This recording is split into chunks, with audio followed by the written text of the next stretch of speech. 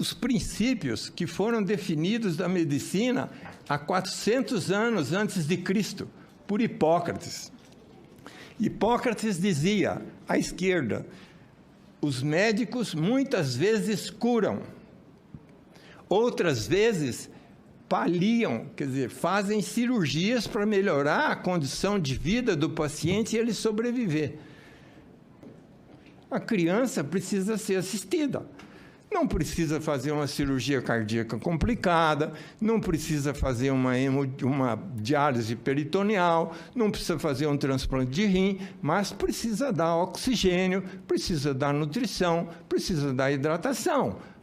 Isso é muito sério e nós precisamos dar acolhimento a essas famílias, né? E não esquecer do que foi dito pelo nosso grande mestre, mudando um pouco o conceito de Hipócrates, que na realidade está aí, em que ele dizia assim, Dr. Adib Jatene, para aqueles que não conhecem, foi um grande cirurgião cardiovascular brasileiro, formador de uma escola enorme, reconhecido mundialmente. Então ele dizia, a função do médico é curar. Quando ele não pode curar, precisa aliviar. E quando não pode curar nem aliviar, precisa confortar. O médico precisa ser especialista em gente. Pois é, gente. O médico precisa ser especialista em gente. Hoje é dia 22 de maio de 2022. O nosso querido doutor Carneiro, doutor João José Carneiro, completaria 80 anos de idade se estivesse aqui conosco. Ainda ele estando no céu, a gente está aqui, né, para falar um pouquinho sobre ele, para contar suas histórias e para relembrá-lo, porque uma pessoa como o Dr. Carneiro sempre vai estar vivo no nosso coração. Eu queria mostrar para vocês aqui a Santa Rita, né? Hoje é dia de Santa Rita. A gente ganhou essa Santa Rita da avó de uma criança que o Dr. Carneiro operou recentemente, e ela está aqui, né, guardada na minha casa para ser colocada na sede da Síndrome do Amor, assim, quando que tudo voltar à normalidade, já que a gente está parado há alguns anos por conta da pandemia. Bom, a gente tem aqui algumas pessoas muito especiais, né, para conversar conosco. Eu vou começar chamando a Consuelo Reis, que foi uma pessoa que eu conheci, né, através do Dr. Carneiro. Ele é uma pessoa que, além de tudo, né, promovia encontros. Então, eu conheci várias pessoas através dele. Uma delas foi a Consuelo, que vai contar para a gente um pouco da história dela com o Dr. Carneiro. Antes disso, eu queria contar a minha história, né? Porque eu não fui operada pelo Dr. Carneiro, eu não tive o meu filho operado por ele, mas eu digo que ele curou meu coração sem me operar, né? Eu tive um filho em 2004 com a síndrome de Edwards, e naquela época, né? Se hoje a síndrome de Edwards já tem todo esse estigma da incompatibilidade com a vida, imaginem há 18 anos, né? Então, ele foi o único médico que assumiu o caso do Thales, do meu filho, mas ele pegou uma mãe completamente dilacerada, né, por várias coisas que aconteceram nessa época na minha vida, além do filho, né, com esse problema de saúde muito grave, e me inspirou a fazer um grupo, né, que apoiasse famílias, que é a Associação Síndrome do Amor, que completa 15 anos de fundação. Né, com isso, né, eu encontrei sentido para a minha vida e, enfim, toquei, né, e hoje estou aqui, né, junto com vocês e com esse trabalho que já envolve mais de 2.500 famílias. Então, é essa a minha história com o Dr. Carneiro. Nós nos tornamos muito amigos e trabalhamos juntos muito, porque tínhamos a característica de gostar de coisa difícil, né, e de aglutinar pessoas, né. E com isso, a gente teve esse filho, né, chamado Síndrome do Amor. Vamos lá, Consuelo. Vou colocar você aqui para contar a sua história. Conta, querida. Boa noite, meu nome é Consuelo. Eu tenho 59 anos. tenho 3 filhos, 4 netos, e eu fui operada pelo Dr. Carneiro em 1969. Eu tinha 6 anos de idade. Para mim é uma honra, assim, participar dessa homenagem, né, que nós estamos prestando a ele, porque é uma pessoa, assim, muito amada por todos nós, por mim, muito, por todos, eu creio, né? E eu era uma criança, naquela época, assim, as coisas eram diferentes, né? Difíceis e diferentes do que é hoje. Eu fui operada na unidade de emergência, fica na cidade, não no campus. Eu não sei se naquela época ainda não existia o campus. Eu sei que eu fui operada lá na unidade de emergência, na cidade mesmo. E, assim, os pais não ficavam com os filhos, iam, faziam a visita, no horário de visita e iam embora. Então, imagina uma criança, eu fiquei internada durante um mês, 30 dias exatamente,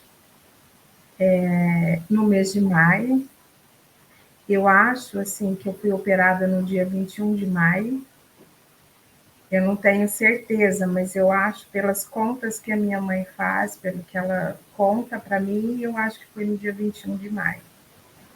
E então ele foi não só um médico, né? Ele foi um pai para mim durante aqueles 30 dias que eu fiquei ali internada, sem minha família, sem meu pai, sem minha mãe. Na época eu tinha 2 irmãos pequenos. Eu não fiquei internada na pediatria, era uma ala de pessoas adultas. Eu me lembro, assim, com riqueza de detalhes, de quase tudo, porque foi muito marcante para mim. A presença dele na minha vida, naquele período, fez toda a diferença. Ele era muito jovem e, ao mesmo tempo, muito presente, do jeito que ele sempre foi. Naquela época, ele era recém-formado, ele contava para mim que eu fui a primeira criança que ele operou sozinho. Eu acho que era mais ou menos isso que ele queria dizer, né? E eu acredito que talvez tenha sido mesmo, porque por conta da época, o tanto de tempo que faz, né? Então eu acredito que tenha sido isso mesmo. E assim, eu me lembro que muitos médicos me visitavam todos os dias. E, e eles iam assim muito admirados. Eles chegavam no quarto e falavam: nossa, é paciente do Carneiro, é paciente do Carneiro. Então, eu era uma atração ali. Eu não entendia muito o que acontecia, por ser criança, né? Mas hoje, lembrando, eu consigo relacionar algumas coisas. E o que Mas acontecia no seu coração, Consuelo? o meu problema não era assim um problema tão grave. Ele falava para mim, eu tive a persistência do canal arterial. Uhum. E aí, então, isso não, assim, né, é uma alteração, acho que fora um pouco do coração, mas que precisa de correção, precisa ser corrigido. Tem um tempo certo e que dá para a cirurgia acontecer. Eu já nasci com esse problema e eles foram esperando a idade correta para fazer a cirurgia. Então, fui sendo acompanhada. Quando eles acharam, né, no caso, deve ter sido ele, eu não sei, a equipe, que estava na hora, eles me chamaram os meus pais e pediram que era para me levar, para eu ser internada. Na época foi muito assim, a família toda foi contra, era um estigma muito grande, assim, vai operar do coração, vai morrer. Era como se tivesse uma sentença de morte ali naquele momento. Mas os meus pais tiveram essa coragem e graças a Deus, né? E ele também. Então eu me lembro assim do primeiro dia que eu fui internada, que ele chegou à tarde, passou no quarto e disse para mim: eu sou o tio Carneiro. Eu vou operar você e vai dar tudo certo. E a partir dali começou um relacionamento de pai com filha, eu acho. Não era assim, é assim que eu ouvia. E era assim que ele me tratava. Então, ele passava no quarto várias vezes por dia, ele sempre me passou muita segurança, ele sempre fez muita companhia. Às vezes, ele passava de madrugada e falava baixinho no meu ouvido assim, ó, amanhã eu chego bem tarde aqui, entendeu? Mas ele sempre, assim, me passando aquela segurança de que ele estaria presente. Na véspera da cirurgia, a mesma coisa. Ele passou no quarto tarde da noite, passou durante o dia, mas passou bem tarde e disse para mim: amanhã eu vou te operar, vai dar tudo certo, não tenha medo. E foram coisas assim, muitas coisas que me marcaram, né? Eu estou contando isso desde o princípio para vocês entenderem assim como é importante essa relação médico-paciente, como as crianças gravam as coisas e levam para a vida. Eu trago isso para mim, né? Foi muito assim, muito carinho que eu recebi dele, muita atenção durante todo o tempo, sabe? Que eu fiquei ali internada. Ele era bravo, viu, gente? Ele sempre foi bravo. Acho que isso era a marca registrada dele. Tinha os puxões de orelha, porque criança faz arte, tinha algumas coisas que eu não podia fazer, eu tinha que poupar, né? Me poupar no caso. E ele ali, então, sempre dando os puxõezinhos de orelha, mas depois ele vinha e acalentava e aquilo tudo passava, né? Muito presente, muito presente. Foram 30 dias, assim, que eu recebi muito carinho, muita atenção, além dos cuidados.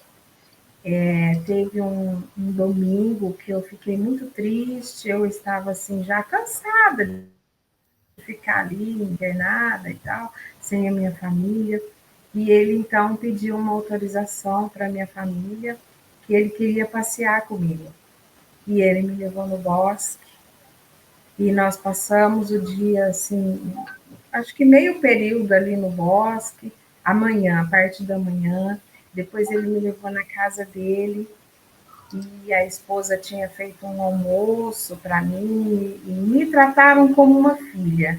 E eu passei o dia com eles. Ele só me devolveu para o hospital à noite.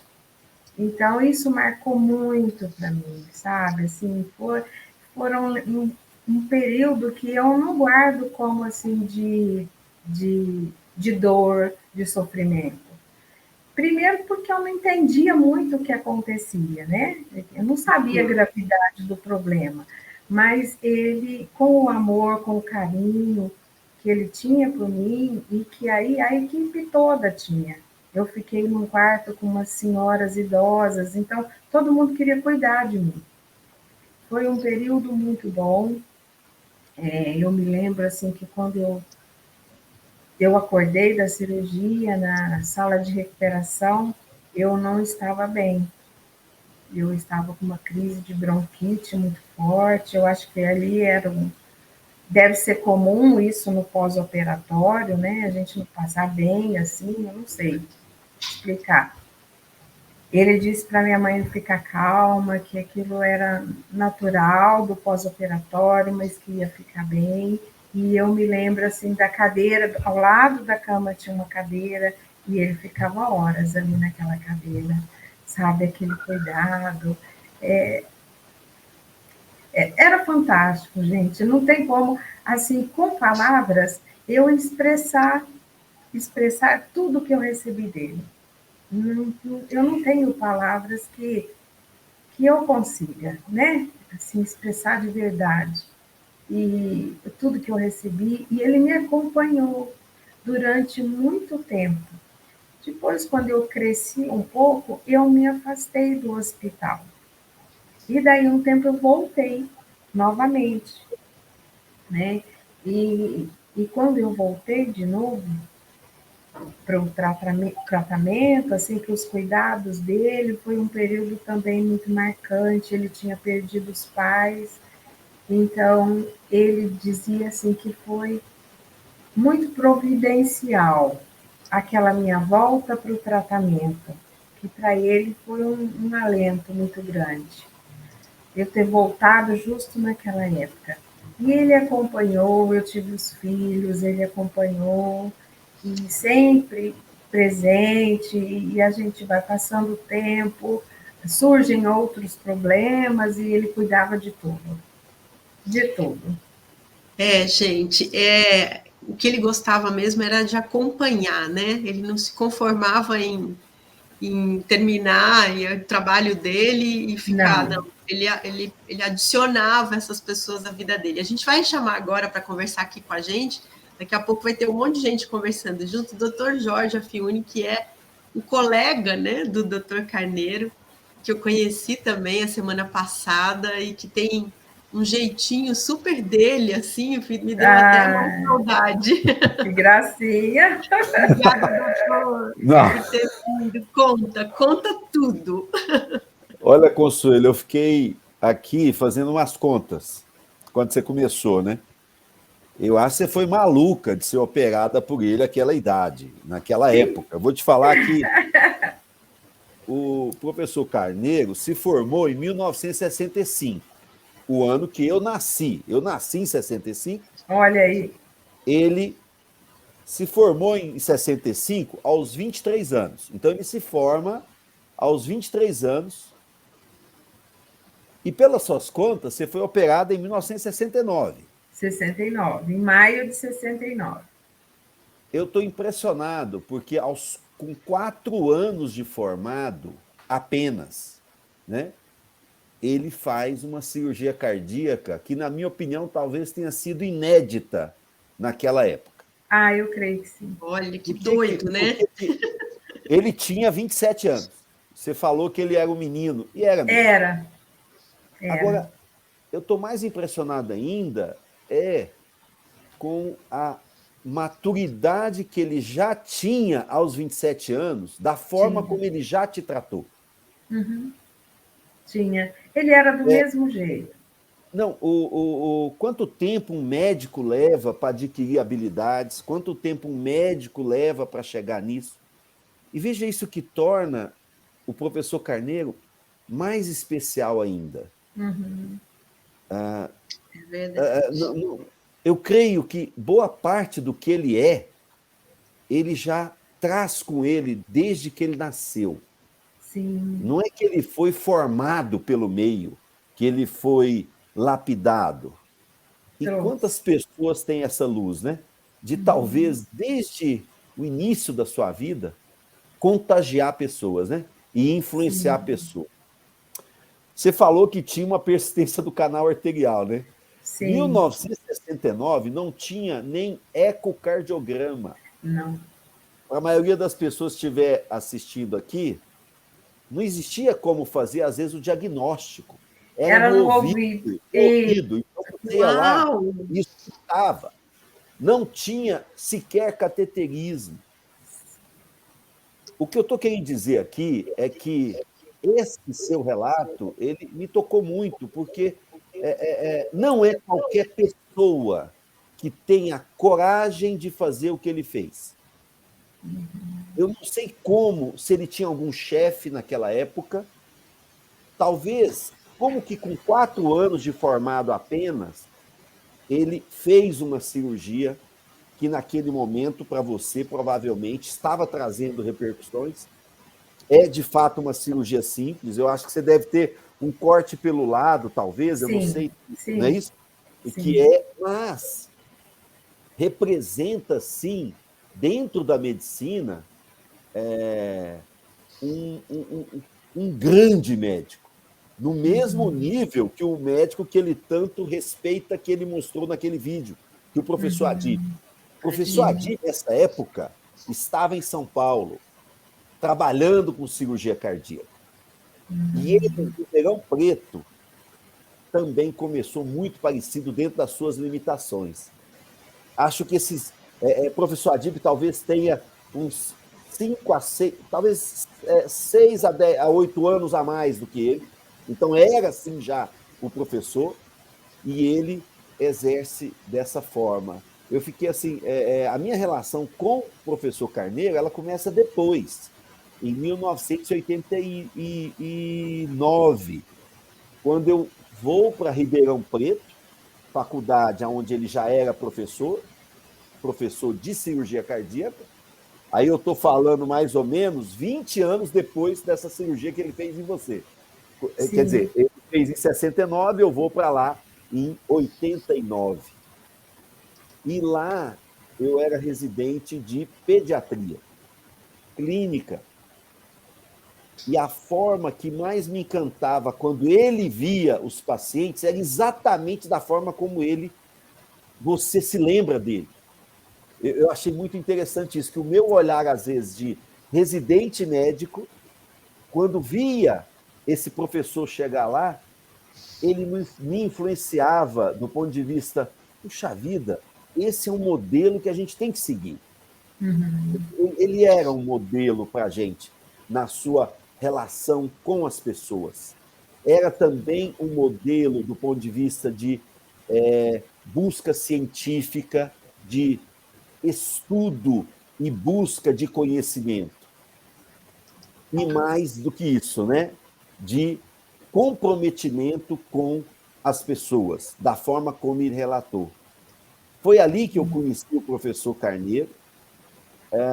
Do ponto de vista de professor, ele era, assim, já naquele momento, tinha uma aura de autoridade por onde ele passava. Sim, ele era muito rigoroso, mas, ao mesmo tempo, ele era uma pessoa que olhava naqueles que, eventualmente, demonstrassem também comprometimento, ele era extremamente carinhoso. Eu tive a sorte de ter sido, de uma certa forma, acolhido por ele nessa relação. Então, tivemos uma relação muito próxima nos anos que eu fiquei em Ribeirão Preto, que foram de 88, 89, 90 e 91. Durante aqueles 4 anos, ele, de uma certa forma, fez estimular dentro de mim uma vontade de trabalhar na área de cardiologia pediátrica, que estava começando lá em Ribeirão Preto, e de lá eu fui me especializar em São Paulo, né, na capital, e lá eu acabei ficando, né? Mas o conhecimento dele naquela época influenciou muito a minha carreira. Depois que eu fui para São Paulo, Marília e Consuelo, eu acabei me distanciando dele e encontrava, às vezes, nos congressos.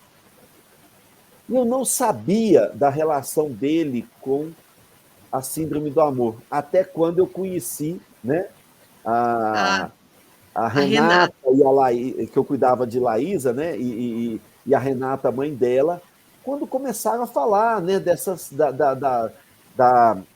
da organização e tal, e um belo dia ela me fala do professor Carneiro. Então, foi um reencontro, assim, muito emocionante com o passado que eu tinha tido dele e saber que ele estava tão dedicado a uma coisa, assim, a uma causa tão nobre e que diz tanto do que ele de fato é. Quantas pessoas na vida a gente talvez... Olha só, você tem... hoje você tem... que idade mesmo, Consuelo? 59. 59 anos. Assim, quantas pessoas... Fatos que aconteceram com a gente 50 anos atrás, quantas de nós... Como eu queria ser lembrado um dia, né? Como qualquer um de nós queria ser lembrado um dia por algo que tenha feito. Isso só mostra para a gente que a vida dele valeu muito a pena. E é uma vida que, na Terra, durou esse período, né? Que talvez 78 anos, eu acho, 79, né? Mas... 78. 78, né, Marília? Porque eu acho que ele faleceu em 19, não é isso? No 2020. Já com vitimado pela Covid, numa fase assim que ainda não tinha as vacinas, eu acho, ainda estava bem no início, eu acredito, né? Eu acho que a gente perde uma pessoa numa fase assim que ele estava muito ativo ainda, mas que se a gente olhar que ele começou a marcar a vida das pessoas aos 27 anos, como marcou a de Consuelo, quem dera qualquer um de nós Não. ter feito isso. E ele, assim, eu acho que ele tinha uma somatória, né, de coisas que são difíceis de conviver na mesma pessoa, que como a Consuelo falou, ele era uma pessoa muito brava, né, comigo mesmo ele me deu altas broncas, assim, que eu chorava, sabe, porque ele queria que a gente fizesse apoio à família. E como todo mundo que está começando nessa história da doença rara, eu queria botar coisa científica. E ele falava, não, você não é médica, o que você sabe é cuidar de gente, de que você passou. Então ele me dá, mas ao mesmo tempo ele era de uma delicadeza, né? Você sabe E que, é muito difícil conseguir ser as duas coisas ao mesmo tempo. isso me faz lembrar, a gente, ele era uma pessoa que tinha muita admiração no meio médico, mas eu tenho que dizer que ele criou muitos inimigos também. Sem dúvida. Essa forma de... por que ele criava inimigos? Porque pessoas transformadoras, pessoas que avançam, têm que vencer obstáculos. E muito dentro da medicina, nós temos inúmeros obstáculos. Muitas pessoas que não querem avançar, querem ficar estacionadas, e isso, de uma certa forma, né, faz dele, sim, uma pessoa realmente muito marcante e que entra para a eternidade, né? Que é da forma como ele fez a vida dele, né? Mas, doutor Jorge, eu vou colocar a Rita e o Eloir aqui. Por quê?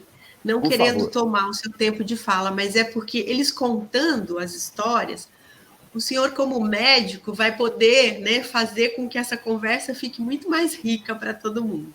Tá bom? Vamos lá. A Rita se apresenta e o Eloir, que é o pai de uma criança, Eloir vai contar uma loucura feita pelo doutor Carneiro. Mas, Rita, conta, porque o caso da Rita, eu lembro, né, que ele gostava de contar, né, as histórias, inclusive tinha uma coisa que ele dizia que eu achava super bonitinho, que era assim, às vezes ele fazia, porque eu nunca vi ele falar que fez uma cirurgia simples, né, era sempre uma cirurgia muito difícil, muito complicada, e aí ele terminava a cirurgia, geralmente era sábado de manhã, e acho que ele tinha uma necessidade de contar, assim, né, para alguém, e às vezes ele me ligava e falava assim, Marília, eu fiz uma cirurgia hoje que eu fiquei com inveja de mim mesmo. Eu achava muito bonito, assim, porque era tudo muito desafiante, né? Até para ele, que era um cirurgião experiente. Eram casos sempre muito diferentes, né? Muito difíceis de reconstrução do coração. Então, a Rita, eu lembro, eu não lembrava que era ela, o nome dela, mas lembro dele contar desse bebê que ele não queria operar, que era muito complicado o caso, e que a mãe falou, não, senhor, eu não vou levar para lugar nenhum. Eu quero que o senhor opere. Conta, Rita.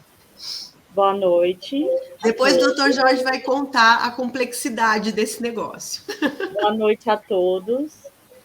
Eu estou muito feliz, muito honrada por poder participar, permitir poder participar e contar um pouco da minha história com o Dr. Carneiro, que foram 35 anos de convivência. Eu tenho 41 anos, eu nasci sem o osso externo. Então, eu não tinha a proteção da parte torácica. Eu sou de Cajuru, interior de São Paulo, e eu nasci aqui na cidade. Quando eu nasci, minha mãe praticamente ninguém viu, ninguém viu o caso, porque conta que eu tinha uma pele muito fina em cima e eu chorava e enchia igual uma bexiga. Então, eu já fui transferida imediatamente para Ribeirão Preto, e lá eu fui atendida pelo médico Dr. João Roberto. Foi quando eu fiz a primeira cirurgia, com 24 horas de vida. E durante 2 anos eu fiz tratamento com ele, só que o Dr. João Roberto um dia chamou meus pais, e disse que ele não queria mais clinicar e queria passar para uma pessoa, que era para eles ficarem despreocupados, que ia passar para uma pessoa muito competente. E foi assim que eu cheguei nas mãos do Dr. Carneiro, com 3 anos de idade. E de lá para cá foram inúmeros exames, várias consultas, muita insistência da minha mãe, porque o doutor Carneiro, ele me contou a história, eu fiquei sabendo no último encontro que nós tivemos, dia 25 de março de 2020, na casa dele. E ele disse: Rita, a gente numa conversa assim, informal, ele cozinhando, porque ele gosta de cozinhar, ainda ele gostava de comida árabe, né? Fazendo lá as coisinhas dele. E eu sentada e falei assim para ele: doutor, primeiro é Deus, mas o Senhor para mim na terra é tudo. Ele parou na hora de cozinhar, veio até a mim, sentou, pegou na minha mão, olhava, porque ele tinha assim, olhava fixo para a gente, né, nos olhos assim, e falou: olha, realmente, Rita, primeiro é Deus, mas você tem que agradecer a sua mãe. E ele contou essa história. Eu não queria te operar. Toda vez que a sua mãe chegava nos exames, meu filho Bernardo,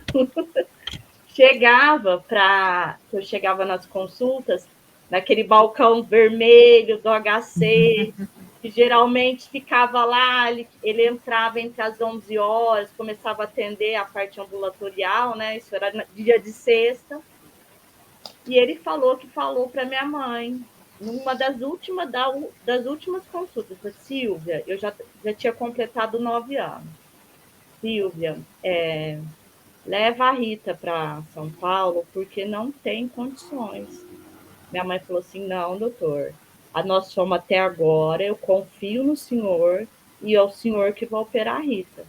Porque para ele achava que São Paulo tinha uma condição melhor para o meu caso, porque ele nunca tinha visto.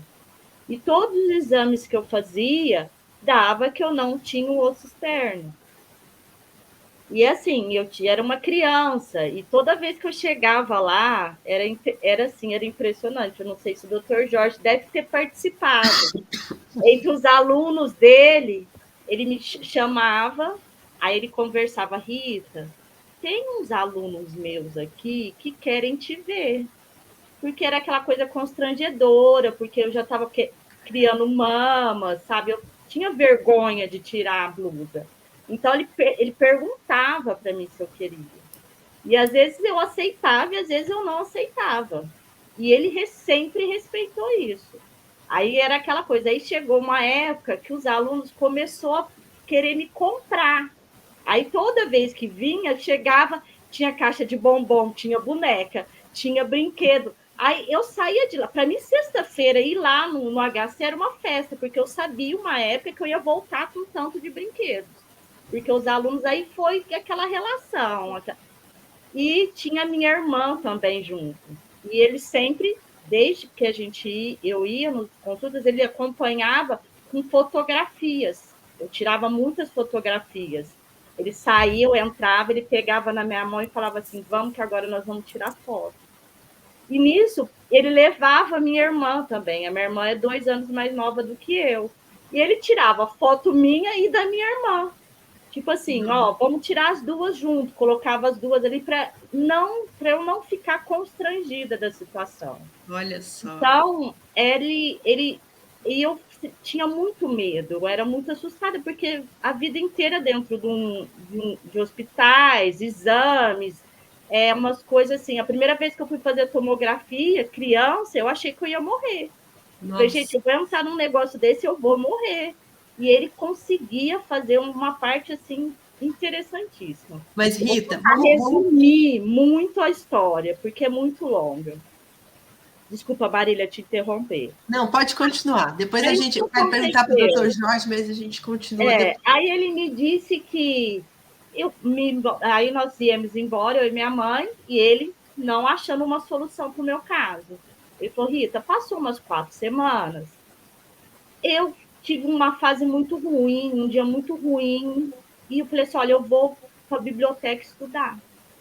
E ele falou assim, que ele foi para a biblioteca estudar pensando no meu caso. Eu preciso ajudar a Rita. Eu preciso ajudar a Rita. Foi o que ele me falou. E que disse que ele falou assim, que a hora que ele sentou na biblioteca, que ele puxou uma revista, um livro, eu não me recordo o que era, que a hora que ele olhou, ele abriu, ele leu um artigo e falou assim, eu sei o que eu vou fazer com a Rita. Aí ele ligou para minha mãe e pediu para me levar. Aí eu fiquei internada no hospital durante 28 dias. E no dia da internação, eu lembrei da Consuelo falando, realmente, era muito rígido. Então, os pais não ficavam com as crianças. Aí, meu pai e minha mãe subiu comigo, eu lembro até a roupa que eu estava, e chegou lá, era um berço, queria que eu dormisse num berço azul. E não era pediatria, eu tinha mais 2 pacientes, mas pacientes mais velhos no mesmo quarto. Eu virei e falei assim, eu não vou dormir nesse berço. Ele já foi lá e já pediu para trocar o berço, aí trouxeram a cama. Aí minha mãe chegou para ele e disse assim, doutor, aí como que faz? Eu vou ficar com ela? Que o horário... Ele falou, não, as visitas é de quarta e domingo. Na hora, eu peguei na mão do meu pai e da minha mãe e falei assim, vamos embora daqui. Porque se você me deixar aqui, eu vou pular da janela. Oh, meu Deus! E o doutor Carneiro, a partir desse dia, ele falou assim, não, vamos conversar então, Rita, vamos entrar num acordo. Porque ele explica, hoje eu entendo, porque ele tinha muito medo da infecção, porque geralmente, assim, não tinha aquela divisão de quartos, pós-operatório, aquela coisa, ficava tudo muito junto, então ele tinha medo de levar a infecção para os pacientes dele. Sim. Aí ele decidiu assim, a minha mãe entrava meio-dia, ficava comigo até dormir, até umas 10 horas, 9 horas, e vim embora, porque a Jura era perto, então meu pai levava e buscava ela todo dia nesse intervalo. Ou às vezes outras pessoas familiares levavam. E só que eu não dormia, minha mãe ia embora, eu tinha muito medo. E às vezes eu apontava a cabecinha assim no corredor, eu falava, o doutor Carneiro não dorme. Se eu não durmo, imagina ele. Aí ele ficava lá no corredor, vendo aquelas radiografias, nas anotações da ficha. Aí ele olhava assim, mas você não dormiu ainda, menina? Aí vinha, me puxava, me colocava no colo dele, ia conversando, fazendo as anotações e conversando comigo. Ficava comigo um tempo, me levava para a cama e colocava para dormir. Fiz essa cirurgia, eu fiquei 28 dias internada. Fiz a cirurgia, graças a Deus foi um sucesso. Fiquei 5 dias na UTI. Eu operei numa terça-feira, no dia 15 de fevereiro de 1990. E no domingo, esse é um fato interessante, que ele chegou na CTI, ele esperou acordar, ele ficou o tempo todo do meu lado. Eu falava, gente, não é possível, ele não ia para a casa dele. E no domingo ele chegou, virou e falou assim, olha, Rita, filha, ele me chamava muito de filha. Olha, filha, eu não esqueço disso. Hoje eu até dou risada, mas na época eu não entendi. Eu vou deixar você subir, porque sua família veio de perua Kombi te visitar. Só que você não deixa ninguém conversar perto de você. Eu já instruí a sua mãe e seu pai, de longe, no pé da cama. Olha. E ver a família, tudo. Daí eu fiquei mais um tempo internada. Ele pediu para minha mãe fazer uma entrevista para EPTV. Nós demos uma entrevista para EPTV, porque ele explicou que naquela época estava tendo uns casos que acontecia. As mães levavam as crianças com problemas cardíacos para fazer tratamento com ele, para fazer o acompanhamento. Na época, quando marcava a cirurgia, eles ficavam com medo dos filhos vierem a óbito, e não deixava fazer a cirurgia. O que acontecia? A doença se agravava e, às vezes, a criança vinha a óbito porque não fez a cirurgia. E ele pediu para minha mãe contar essa história, contar a nossa história na televisão para ver se conseguia. Nós fizemos entrevistas, ela fez a entrevista com ele, e a gente, indo dentro do elevador, a minha mãe falou para ele assim, doutor, estou com muita dor de cabeça. Me dá um remédio de dor de cabeça, o senhor não tem aí? Ele virou para ela e falou assim, não, Silvio, eu não vou te dar. Eu chamava minha mãe muito Silvinha. não vou te dar, Silvia, porque você está grávida. Minha mãe falou, você está louco? Como que eu estou grávida? Não tem nem, você está grávida. E foi batata. Minha mãe fez o exame, estava grávida. Ele foi de bater na minha mãe, ele descobriu que a minha mãe estava grávida. Gente, eu não conhecia esse lado dele, não, de vizinho. Minha mãe teimando, minha mãe deveria ter participado também. Minha mãe teimava, me dá um remédio, eu não vou dar, Silvia, você está grávida, vamos fazer entrevista. E nesse dia da entrevista, ele arrumava ela, aí ele veio com um batom vermelho para ela passar, minha mãe não usou batom vermelho. Minha mãe falou, doutor, não tô com cabeça, a Rita tá boa, ela já vai ter alta, vamos lá. E ele, assim, super para cima. E, assim, desde a cirurgia a gente nunca se afastou. Ele participou da minha colação de grau. Quando eu fui fazer faculdade, porque aí eu fui morar em Ribeirão, aí uma vez por mês ele passava no meu apartamento, a gente almoçava ou jantava junto. Então, tudo assim, uma relação. E as coincidências eram tão grandes que um dia uma moça, uma vizinha minha de apartamento, virou e falou assim, você conhece o Dr. Carneiro? Eu falei, você é sobrinha dele, parente? Eu falei, não, sou paciente, mas a gente considera como família. Não, ele operou meu sobrinho, meu sobrinho. Então, assim, ele falava super bem dele. Ela queria, da próxima vez que ele vier, me avisa que eu quero falar um oi para ele. Nossa, ele era muito querido aqui em Ribeirão. Mas, doutor Jorge, como é que se tratava uma criança sem o osso externo há 40 anos? Não, então, olha só. Rita, desculpa só perguntar uma coisa. Que idade você tinha quando você fez a cirurgia definitiva com ele? Tinha completado 9 anos. 9 anos. Veja só, assim, veja que tanto a cirurgia que ele fez com a Consuelo, né, lá atrás, né, e a com a Rita, cada uma delas mostra realmente um lado, assim, a da Consuelo lá em 69 é porque praticamente não tinha feito a cirurgia daquela em ninguém, né? Entendeu? Uhum. Agora, com a Rita, era uma doença muito rara, difícil de achar, e que ela tinha feito um procedimento quando era pequena, né, Rita? Mas que ainda tinha ficado com o coração praticamente ali tão protegido, né? E que você vai reconstruir com a falta de um osso inteiro, esse osso que está aqui na nossa frente, se chama externo. Numa cidade que é Ribeirão Preto, em 1990, e que eu estava lá, Rita, eu só confesso que não me recordo exatamente, porque eu era nessa época, em 90, eu ficava trabalhando no 7º andar, no berçário do Hospital das Clínicas. E acho que você deve ter ficado no 2º andar, na UTI, que ficava no andar, eu acho que era em outro local. Eu fiquei no 9 nono andar? Nono andar. Olha só. Então, assim, só que veja que o que acontecia naquela época? É fato que boa parte das crianças que operavam o coração naquela época talvez não resistissem. A gente tem que dizer isso. E eu acho que a maioria das pessoas tinha esse medo na época, sim.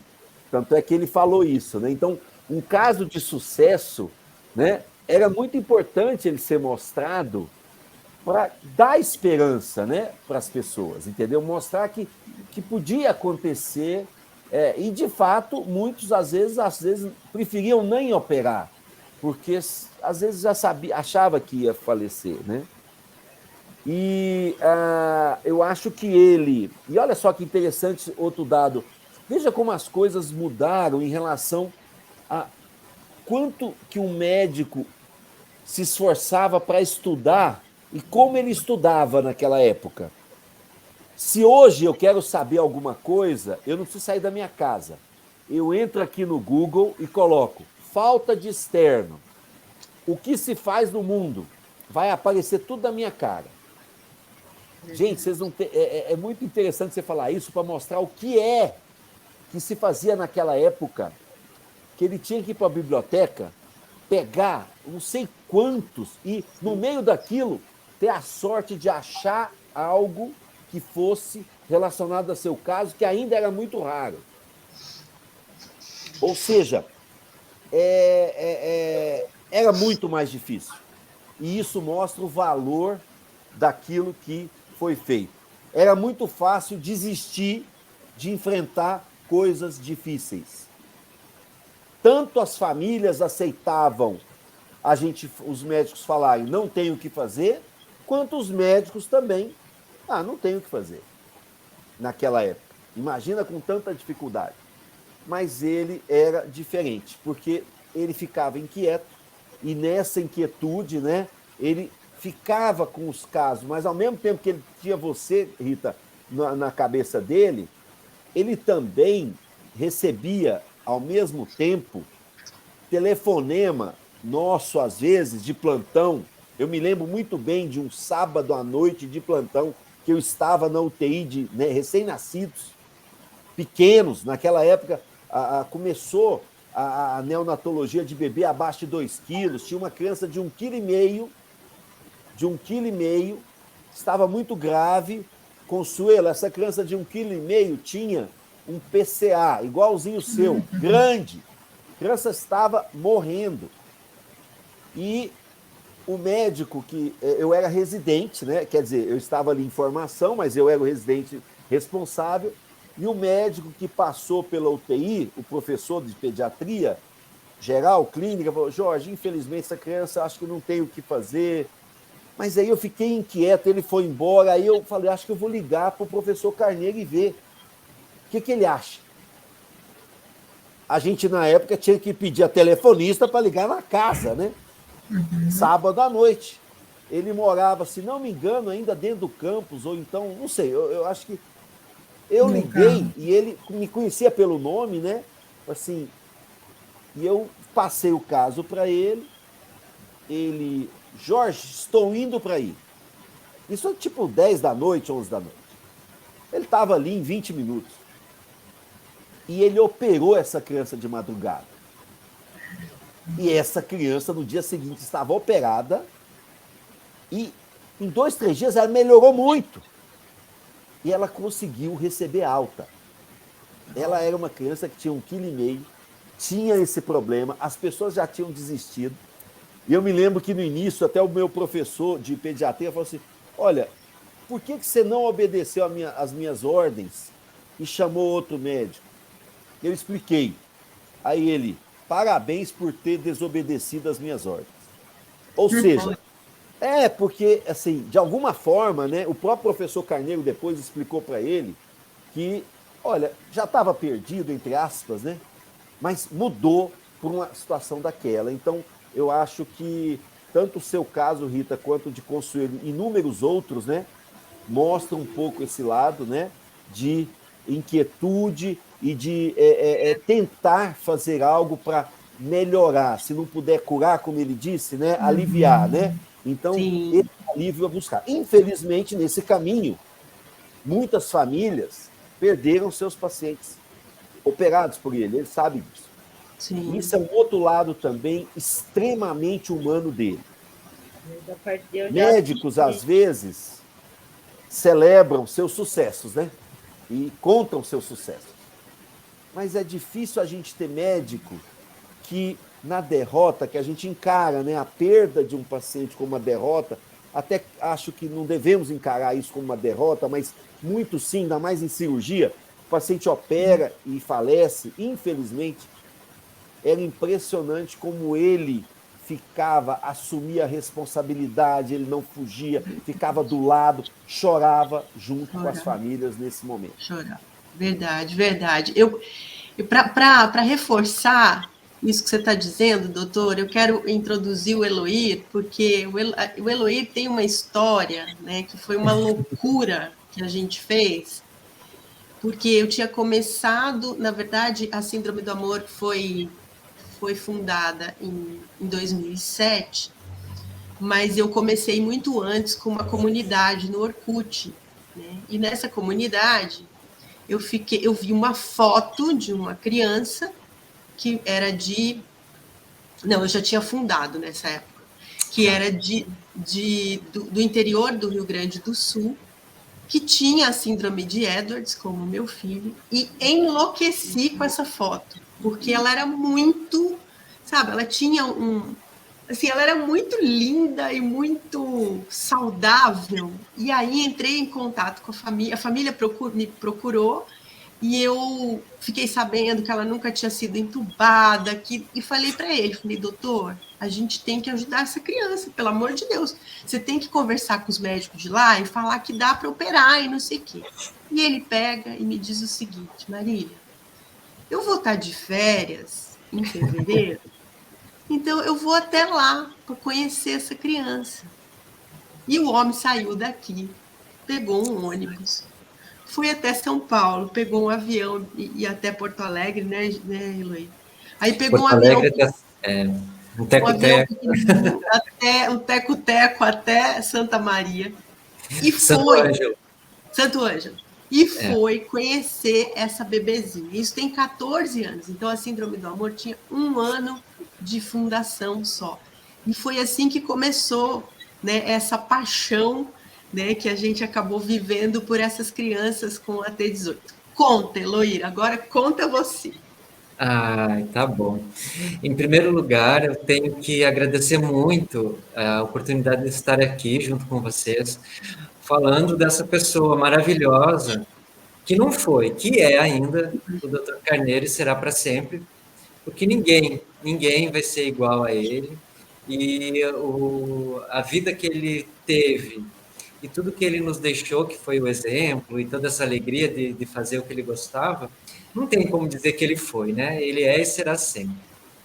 Então, meu nome é Eloíra, eu sou pai de 3 crianças, o Francisco e o Antônio, que tem 11 e outro tem 6, e pai da Ana Luísa, que hoje é uma estrelinha. Ela viveu conosco 9 meses e tinha síndrome de Edwards, como a Marília falou. Nós somos aqui do interior do Rio Grande do Sul, a cidade de Ijuí. Então, naquela época, 14 anos atrás, nós nos víamos desesperados, atrás de alguma resposta, ajuda, não sei, troca de experiência. Encontramos a Associação Síndrome do Amor e mandamos, sim, para a Marília uma foto da minha filha, Ana Luísa. Depois eu vou mostrar aqui para vocês, eu não sei, Marília, depois eu passo aqui a foto dela. E a Marília perguntou as informações e tal. A Marília perguntou, mas ela nunca foi entubada? Eu disse, não. Ela nunca teve pneumonia? Não. Mas ela tem um problema no coração e já me falaram que ela não vai viver muito tempo, que não pode operar e tal. E a Marília disse, a Marília não me deu esperança nenhuma, dali a pouco a Marília mandou um e-mail, eu conheço um doutor aqui em Ribeirão Preto, e é muito meu amigo e tal, ajuda as famílias, e é muito experiente, e ele disse que me dá para operar sua filha sim. E eu disse, mas como? Aqui todo mundo fala que não dá para operar. Inclusive o médico dele, da Ana, né, o cardiopediatra, foi a Porto Alegre e não deram atenção para ele, né, riram da cara dele. Quando falou que queria operar uma criança com Edwards. E ela tinha CIA e CIV. E o doutor Carneiro, então, falou para a Marília falou para mim que ele viria para cá. E daí, quando ele falou que viria, inicialmente eu me assustei, porque eu queria muito que alguém olhasse minha filha, porque tudo que diziam dela não era verdade. Diziam que ela não ia se mexer, que não ia reconhecer ninguém, que não ia crescer, e ela estava crescendo. Enfim, ele ia vir. E ele disse para a Marília que ia vir aqui porque ele ia estar de férias. As férias dele foram 3 dias, gente. Os 3 dias ele passou aqui. E ele tirou férias mesmo, porque ele veio para cá, ele não permitiu que a gente ajudasse ele com despesa alguma, nem hotel, nem refeição, pelo contrário. Ele chamava a gente para almoçar com ele e ele não deixava a gente pagar a nossa conta. A gente ficava constrangido, mas ao mesmo tempo a gente não sabia o que fazer, porque ele exigia, né? Você sabe como ele era bravo, né? Ele ficava bravo se a gente não deixasse. Mas, enfim, era o jeito dele, e ele ficava feliz assim, e nós mais ainda. E ele fez esse trajeto mesmo, saiu de São Paulo, veio a Porto Alegre, pegou um aviãozinho pequeno, ele chegou com o ouvido doendo, porque era um teco-teco mesmo, em Santo Ângelo, que é uma cidade vizinha que tem aeroporto. Busquei ele veio até Ijuí e foi olhar a Ana Luísa. No primeiro dia, quando ele olhou a Ana Luísa, era a atração do hospital, né? Porque todo mundo achava que ele não viria, sabe? Acharam que era um médico inexperiente, alguém que estava inventando. Ele chegou no hospital já para mostrar quem ele era, não para mostrar, assim, no sentido de aparecer, no sentido de mostrar responsabilidade. Ele mostrava a carteirinha dele Ele falava que pensava que ele era pai de santo, né? A gente foi na Secretaria de Saúde aqui e a moça me chamou para o lado. Desculpa não ter atendido vocês antes melhor, porque a gente achou que ele era um curandeiro, alguma coisa assim. Ele chegou todo de branco, porque era assim que ele estava. Ele era médico, ele veio atender. Ele mostrava a carteirinha, que o número dele era um número bem pequeno, assim, comparado aos médicos de hoje, eu não sei. Daí os médicos aqui olhavam e ficavam apavorados, que ele, com toda aquela experiência, tinha se deslocado até aqui para ver a nossa filha. Então, isso para nós foi muito importante. Ele foi comigo na promotoria, foi na assistência social, fomos na prefeitura, falamos com o presidente do plano de saúde, falamos com... Enfim, o doutor Carneiro mexeu a cidade, ele virou notícia. Com isso, no primeiro dia, eu só quero falar como foi importante no primeiro dia que ele chegou, porque no hospital não tinha o exame do ultrassom para fazer. Tinha, mas o plano não liberava, eu não sei. Tinha que levar ela em outro lugar. Mas ele auscultou, né, com aquele aparelhinho, e ele dizia, olha, eu não sei, eu estou ouvindo um barulho diferente, talvez ela tenha hipertensão pulmonar. E nós que estávamos com muita esperança, a gente sabia que hipertensão pulmonar é meio que uma barreira, né? E ele viu que a gente ficou muito triste, e ele também ficou, e ele começou a consolar a gente, tanto eu quanto a mãe da Ziza, Elisângela, que, enfim, que não era definitivo, que a escuta não era algo definitivo, que o exame ia definir.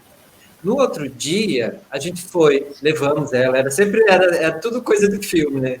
Era doutor, era enfermeira na ambulância, aquela coisa toda para levar ela na clínica fazer o exame. Ela já tinha 5 meses, eu acho. E chegando lá, ela e o doutor, o cardio dela, fizeram o exame. E quando eles viram que o coração dela estava bom, não tinha hipertensão, os dois estavam sorrindo, parecia criança que tinha ganhado chocolate, sabe? E felizes, virou uma festa. Depois eu vou mostrar as fotos para vocês que eu fiz. Ficava nos bastidores ali apreensivo, mas eu registrava. Ele olhava para nós, Eloy, a sua filha pode ser operada hoje. Ele tinha aquele sotaque daí tão lindo, sabe? E eu não esqueço, sabe? Ele dizendo isso, a sua filha pode ser operada hoje. E foi ele atrás do hospital para ver se permitiam fazer a bandagem, né? Para pelo menos conservar o coração dela. E não foi possível, enfim, por várias razões.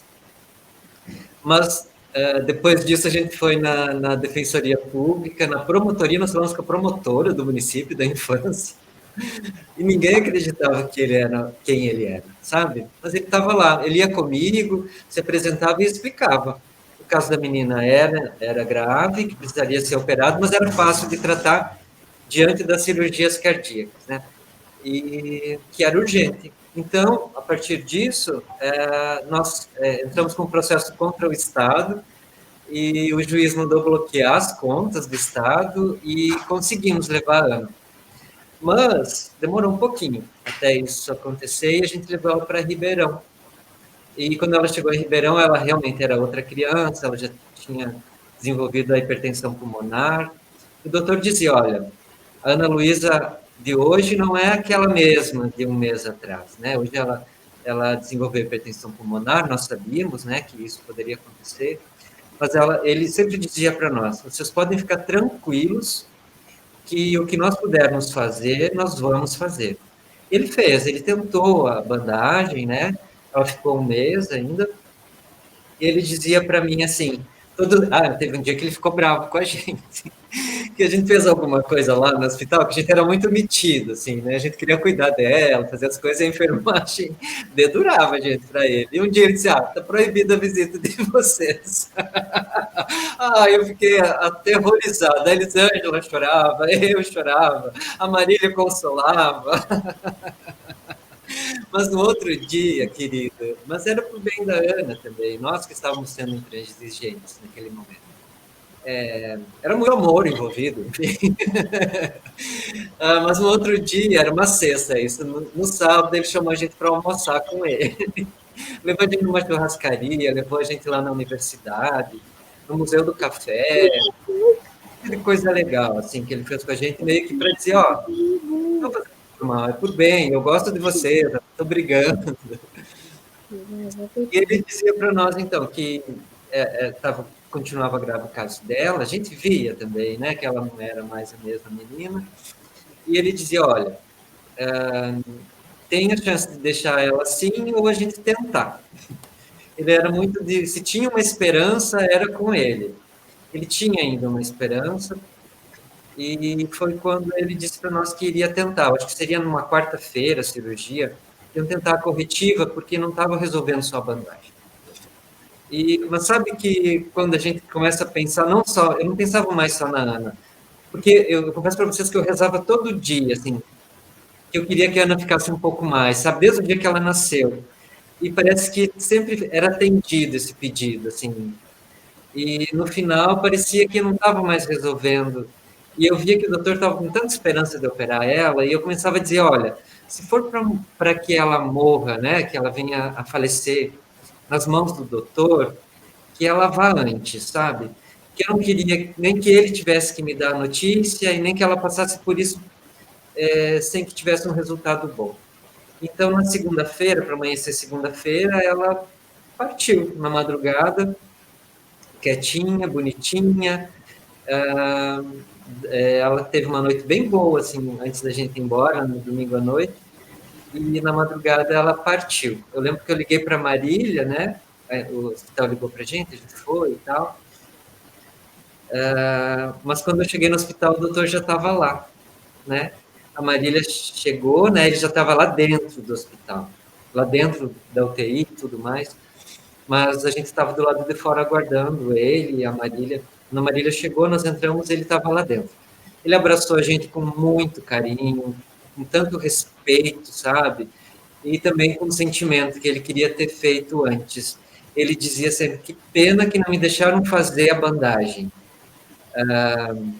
E a gente ficava sentido, porque nós queríamos a nossa filha e queríamos ele bem também.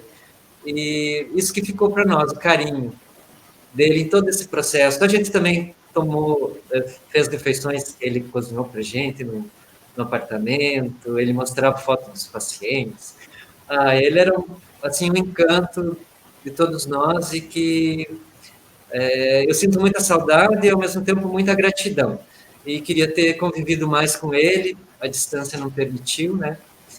Mas cada vez que nasciam dos nossos filhos, né, o Francisco e o Antônio, ele ligava para nós e dava os parabéns, e, enfim, ficou um amigo, assim como todo mundo sabe que ele é, e foi, e será sempre.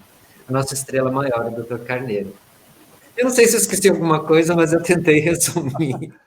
Eu só sei dizer que ele fez essa loucura e parecia assim, um filme de ação, de emoção, tudo junto, né? Um romance, e às vezes até comédia, a história dele com a gente, porque foi, olha, de cinema. Eu acho que foi a Rita que falou sobre a questão do olhar dele, né? E eu me lembro que um dia eu tinha o Thales ainda e ele estava numa fase muito instável, né? E aí eu cheguei nele e falei assim, doutor, meu filho vai morrer. Aí ele me segurou assim no meu ombro, olhou dentro dos meus olhos e falou assim, Marília, pensa em vida. Para de pensar que o teu filho vai morrer, ele está vivo, pensa em vida. Né? E é algo que eu repito muito para as mães, porque às vezes a gente tem um luto antecipado, né? A criança está ali ainda, precisando da gente, e a gente está com medo da morte. E até hoje eu vejo os olhos dele. Ele estava muito bravo quando ele disse isso, sabe? Mas foi algo que mudou. Nunca mais eu fiquei pensando em morte. Eu falei, não, enquanto meu filho está vivo, eu tenho que pensar em vida. Então, assim, é muito aprendizado, né? Eloy, mostra as fotos, vê se você consegue compartilhar aí. Eu vou tentar aumentar a tela aqui para todo mundo ver mais. Só um pouquinho que eu estou aprendendo. Isso. Não, as lives deram essa liberdade para a gente errar, acertar, não é? Quando aparecer, vocês me falam. Mas, Marília, Apareceu. Apareceu? Sim. Ó, essa foto aqui, eu acho que todas as fotos que tem aqui fui eu que fiz, tá? Só que essa aqui foi com a câmera dele. O Dr. Carneiro carregava uma câmera e tinha, assim, um ciúme grandioso. Nossa. E aqui é na praça. E ele dava para mim, ele fazia as recomendações e dava para mim e eu tirava para ele aqui. Eu que fazia as fotos. Aqui é na praça de Juí. Ele estava encantado, ele achava linda a praça, estava bem cuidada, ele queria tirar fotos.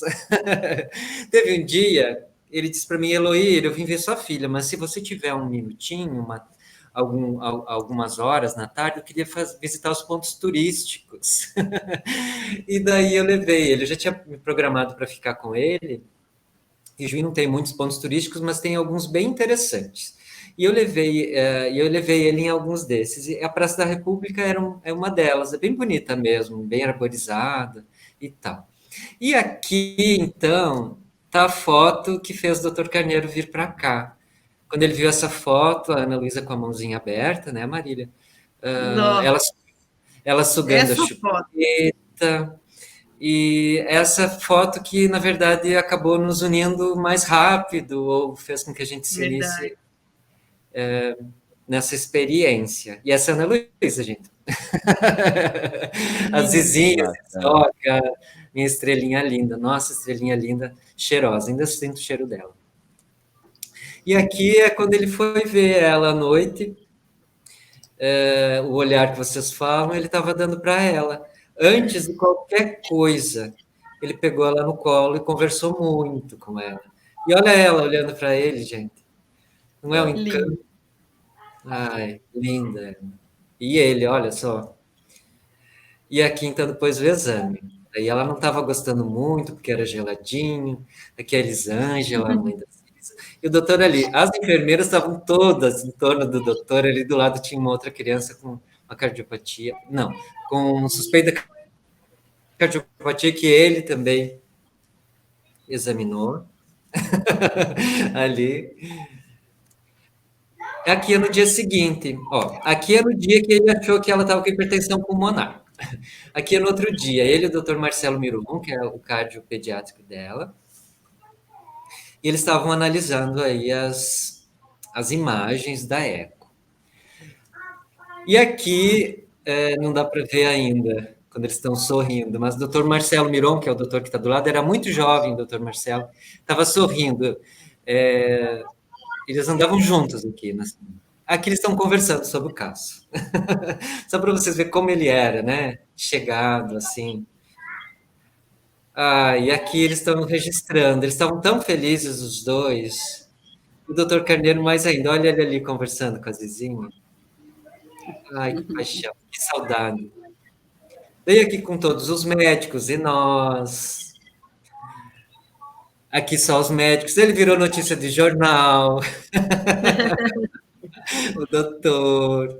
E aqui é o passeio que eu falei para vocês. Eu levei ele numa cascata que tem aqui, que é ponto turístico, e é também onde tem uma usina de energia elétrica. E ele ficou aqui um tempo contemplando a cachoeira. E está tão lindo isso, e eu fiz essa foto de trás, assim. E eu achei tão importante trazer para cá para mostrar como ele era. Ele aproveitava cada momento, né? Que ele vivia. Bem aqui, claro que eu fiz uma foto dele de frente, com a sua câmera. Lá nesse lugar as pessoas registram o nome, que passou por ali, fez a visita, ele registrou, fiz a foto também. Aqui ele no hospital. Ele achava lindo o hospital, ele dizia, nossa, deve gastar um dinheirão para conservar tudo isso. Super a cara dele, né? Era um encanto ele. A gente sentou, eu não tenho a foto dos bancos onde a gente sentou, nós sentamos num banco aqui, ele ficou me contando as histórias. E ele falava, assim, que muitas pessoas morreram na mão dele, muitas coisas ele não entendia. Ele falou que uma vez uma moça muito jovem faleceu, que ela fez a cirurgia, Ele dizia, eu não entendo por que essa moça faleceu e um senhor que já tinha 80 anos que eu operei, não. Porque ele queria que todos vivessem, entende? Ele queria... Ah, era um... E aqui nós na praça, isso aqui é na frente lá daquela primeira foto. Aqui é do lado da prefeitura. Isso é um pé de goiabeira. E tinha goiaba, é uma goiabeira, um pé de goiaba. E tinha goiaba. Ele disse, Eloir, tira uma foto que eu preciso mandar para a Marília. Ele estava colhendo goiaba, gente, na rua. E ele comeu, eram umas 2 ou 3, tinham poucas ainda. Ele comeu a goiaba, ele dividiu comigo ainda.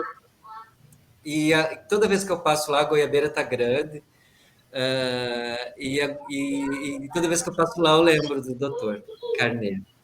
E assim, é tão lindo isso, tudo que todos nós vivemos com ele, e que não importa aonde que o doutor esteja e como. Né? Para mim e para nós aqui, ele sempre vai ser o nosso doutor, o doutor da nossa filha. Não só o doutor do coração, mas o doutor da alma e o doutor da esperança. E é com muita alegria que a gente fala isso, também com saudade, né, logicamente, mas ele é, sim, o nosso doutor do coração e da esperança. Ai, que lindeza. Gente, eu vou aproveitar então esse gancho do Eloir e pedir para cada um deixar, né, uma mensagem final falando um pouco do que ficou, né? O que o Dr. Carneiro deixa no coração da gente que a gente vai levar para sempre. Vamos começar com você, Consuelo? Olha, para mim, assim, o que ficou dele, a marca registrada dele, para mim, é o amor. É o amor, a paixão pela profissão que ele tinha, que era uma coisa, assim, muito bonita e, às vezes, rara, né, de se ver, com aquela intensidade. E o amor pelos pacientes, sabe? A atenção, o carinho, que faz toda a diferença no tratamento. Porque se a gente se sente amado e seguro pelo profissional, isso ajuda muito. Sim. Muito, eu acho que é fundamental. Eu tive essa experiência comigo e com a minha mãe, que ele também operou em 1990. Minha mãe colocou prótese de válvula órtica, então ele cuidava de mim e da minha mãe. Então nós recebemos um carinho em dose dupla aí, né? Foi uma história muito bonita. Uns dias antes dele falecer, ele não me contou que estava doente. Ele me ligou para fazer recomendações para minha mãe. Minha mãe tem 80 anos. Eles tinham, né, quase que a mesma idade e ele fez muitas recomendações para mim, mas mais para ela, né? Hoje ela mora comigo, na época não morava, mas depois precisou morar. Então, foi muito bonito, assim, eu senti muita falta dele, sinto até hoje, foi uma perda irreparável para mim. E, gente, eu não tenho outro médico, eu não sei ter outro médico, eu ainda não procurei um médico do coração, né? Eu sigo as orientações dele. Tá errado, eu sei, mas é difícil. Eu não sei ser cuidada por outra pessoa, né? Mas eu entendo que ele está melhor, ele está com Deus. Eu tenho certeza que no céu tem um memorial com o nome dele lá, e ele tem um lugar especial, assim como ele tem aqui na Terra conosco. Né? Então, e eu sou muito grata a Deus por tê-lo conhecido. Eu tive também uma oportunidade especial antes dele falecer, acho que foi no começo de 2020 ou final de 2019, eu não estou lembrando bem, que a Faculdade de Medicina de Franca, eu sou de Franca, a Unifacef prestou uma homenagem linda para ele, e eu fui convidada para participar por pouco antes dele falecer. Então, eu fui privilegiada, eu me sinto muito privilegiada em tudo. como eu disse no começo, eu não tenho palavras para expressar tudo que eu sinto, o que ele deixou, né? Além da gratidão que eu tenho pela minha vida e pela vida da minha mãe, a demonstração que ele tinha de amor, de carinho, e era com todos, né? A gente vê nos relatos. Ele não tinha filho, como que eu vou te dizer? Um filho preferido, o paciente preferido. Todos eram iguais, eram assim, a gente via que aquele balcão vermelho, né? Quem passou por aquele balcão vermelho, né, Rita? Via isso. E era tudo muito bonito, muito lindo. Até as broncas a gente merecia e fazia parte. E nada disso tirou o brilho que ele deixou, o amor, o carinho. Olha, mesmo. ele é um exemplo. Obrigada, Consuelo, obrigada por ter aceito o nosso convite. Eu que agradeço muito, muito mesmo essa oportunidade. Tenho certeza que ele deve estar lá todo feliz no céu, né, vendo isso aqui junto com a gente. Você, Rita, o que você diz? O que o doutor Carneiro deixa para você? O doutor Carneiro deixa para mim, primeiramente, o amor, assim, incomparável com todos. A gente vê, realmente, foi o que a Consuelo falou, que era todos os pacientes dele, acima de tudo, era o amor que prevalecia, o cuidado, a paciência. Para mim, é como se eu tivesse perdido um pai, porque foram quase 40 anos juntos. Em todos os momentos da minha vida, ele sempre esteve presente, desde formatura de faculdade, 15 anos. Quando eu engravidei, porque eu tive uma dificuldade de engravidar, e o meu sonho era ser mãe. Eu sempre quis ser mãe, e eu conversava muito isso com ele. E, ao mesmo tempo, eu tinha medo de ser mãe e o meu filho nascer com o mesmo problema. E ele sempre me tranquilizava, sempre, sempre. Falava, Rita, você... E ele falava muito isso para mim. Você tem obrigação de ser feliz. Você foi uma criança muito sofrida, porque realmente eu não tive uma infância comum, porque por conta da minha deficiência, às vezes uma batida, alguma coisa, afetava eu poderia, assim, causar alguma coisa grave, aí vir até a óbito por conta do coração, né? Então, ele participou de tudo. Quando eu engravidei, eu liguei para ele foi depois da minha mãe e do meu pai. Ele ficou sabendo antes do meu marido. Ficou sabendo antes, eu do hospital. Falei, doutor, eu estou grávida. Eu falei, e agora? Depois contou para o pai. Ó. Depois contou para o pai. Vai viver seu sonho. Fui, ele acompanhou, sempre presente. Eu sinto uma falta muito grande dele, porque eu tenho as mensagens dele até guardadas, às vezes eu releio. Ele fazia questão de ligar, principalmente em vídeo. Agora, graças a Deus, por conta da internet, essas coisas, a gente conseguia ter uma aproximação até mais forte, maior, né? Mas, assim, o doutor Carneiro, para mim, eu falo, ele, é Deus na terra, Deus no céu e ele na terra. Ele, para mim, ele é tudo, tudo, tudo, tudo. Eu sinto muita, muita falta dele. Não tem um dia que eu não penso nele. Porque obrigada, querida. Eu sou o que eu sou, o que eu consegui, graças a ele. E, assim, ele não só me adotou, ele adotou minha família inteira. No entanto, que ele vinha muito, ele gostava de pescar, né? E às vezes ele vinha muito aqui, porque também um amigo do meu pai, são amigos, ele vinha numa fazenda aqui pescar. E toda vez que ele vinha, ele passava, tô indo pescar, te espero lá na represa. E eu pequena ia lá pescar com ele. E é assim, muita... é uma pessoa Rita. que... pelo seu depoimento lindo, emocionante. E a gente tá aí junto, né? Agora ele juntou todo mundo, a gente não se separa mais. Eloy, você quer dizer mais alguma coisa? É só dizer que é um momento de gratidão, né? E sempre será. Porque é muito difícil você estar num momento em que ninguém olha para você. E uma pessoa como o Dr. Carneiro olhar para você e dizer que vai fazer tudo que ele pode, não tem como não ser grato.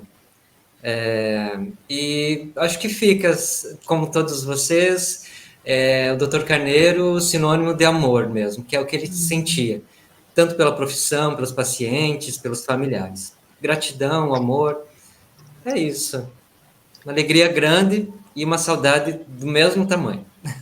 Obrigada, Dr. Jorge, querido. obrigada. Doutor Jorge. E deixa eu só falar uma coisa. Ouvir o Dr. Jorge, parece que a gente está ouvindo um pouquinho do Dr. Carneiro, assim. Obrigado por nos ajudar a seguir, assim, saber que tem jeito, o mundo tem jeito.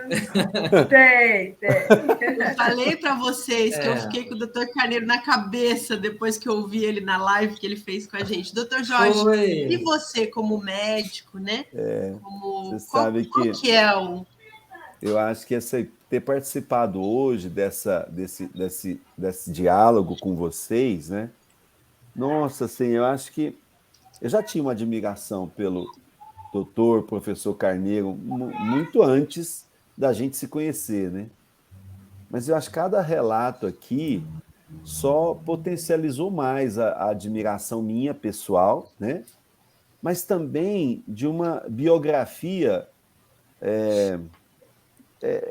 irretocável, uma biografia perfeita para o que significa o médico. Eu acho que ele representa o máximo que um médico pode atingir. Então, se a gente pensa, eu como profissional da área, né, eu ouvindo vocês hoje, né, eu acho que a família dele tem que ter muito orgulho, porque ele atingiu algo que só alguns atingem, né? Na minha opinião, o máximo, né? Dentro da escala de ser médico, né? Que é exercer uma profissão que precisa ciência, precisa conhecimento, sem abrir mão do cuidado com as pessoas.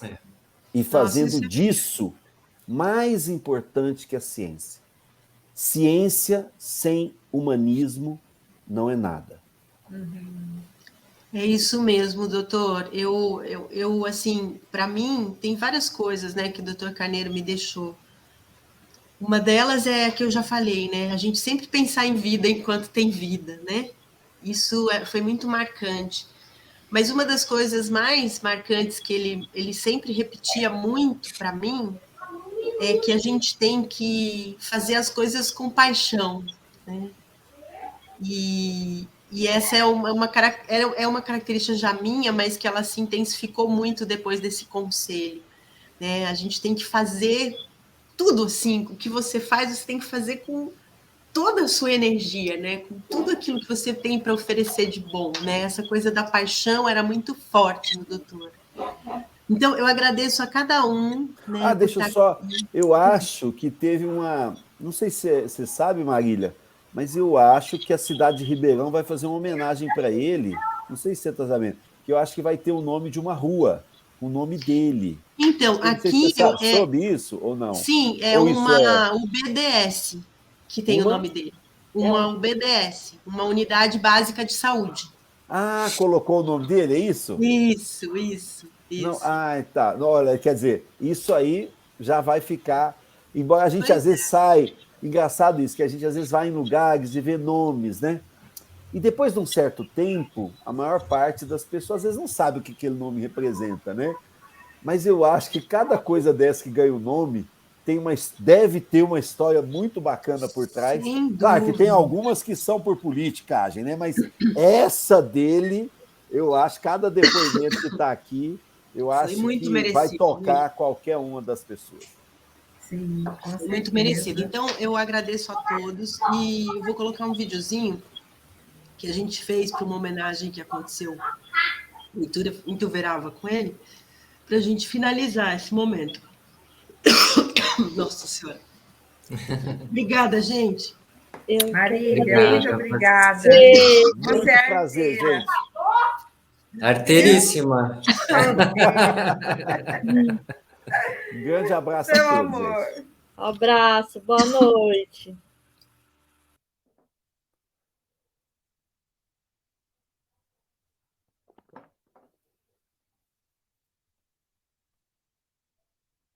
Pra gente, ele é paixão, é comida gostosa, é abraço demorado, é mão estendida. Pra gente, ele é dedicação, viciado em sorrisos, curador de almas, amigo, irmão. Pra gente, ele é coragem, aposta na vida, duvida da dúvida, não olha pra trás. Pra nós, ele é alegria, sorriso travesso, história sem fim, amor, amor. Pra gente, ele é menino, que brinca, que sonha, que ouve o estalo do milho e faz disso poema. Pra gente, ele é fé, operário de Deus, orações com fervor, trabalho, trabalho com amor. Pra gente, ele é amigo, que pega no colo, que soluça em silêncio, que gargalha, que escuta. Pra gente, ele é sentido, direção, é sentimento, razão. Marcha firme, certa, doce. Pra gente, ele é presente, é honra, é prêmio, é grande, é nosso. Pra gente, ele é simples, é próximo, humildade e sabedoria, alegria com uma pitada de rebeldia. Pra gente, ele é paz, porque existe, porque habita, porque agita. Pra gente, ele é aplauso, inspiração, exemplo, remédio para qualquer dor. Pra gente, ele é síndrome do amor.